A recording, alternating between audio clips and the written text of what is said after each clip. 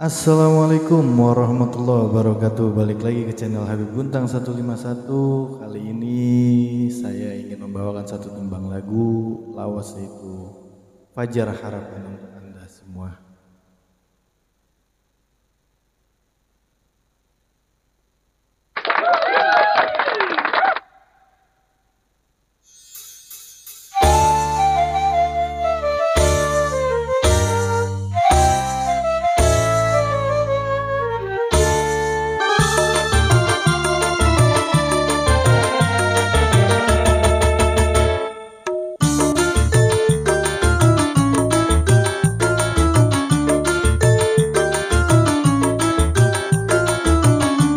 Dikala fajar membentangkan tirai, pokok ayam dan murai berkicau ramai, menyambut fajar dan alam nan permai, mengharapkan kasih kehidupan damai.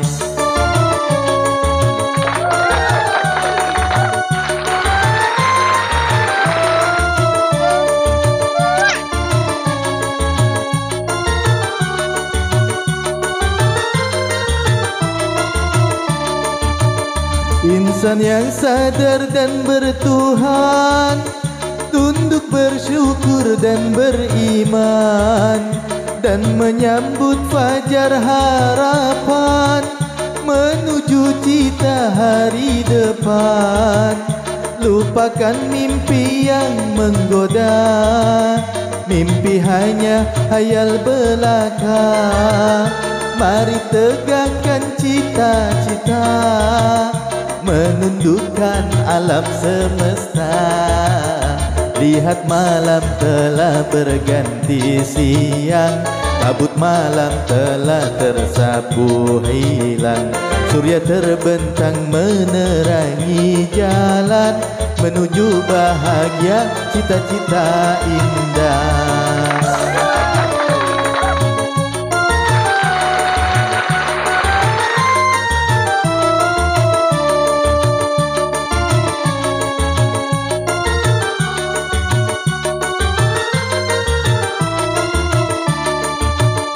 Insan yang sadar dan bertuhan, tunduk bersyukur dan beriman, dan menyambut fajar harapan menuju cita hari depan.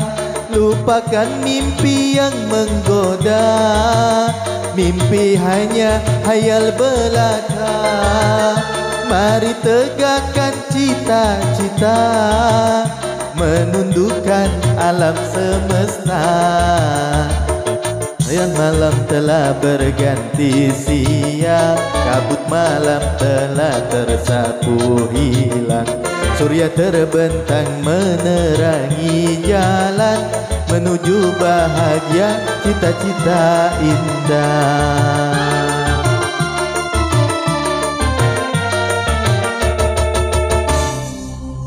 Oke, terima kasih.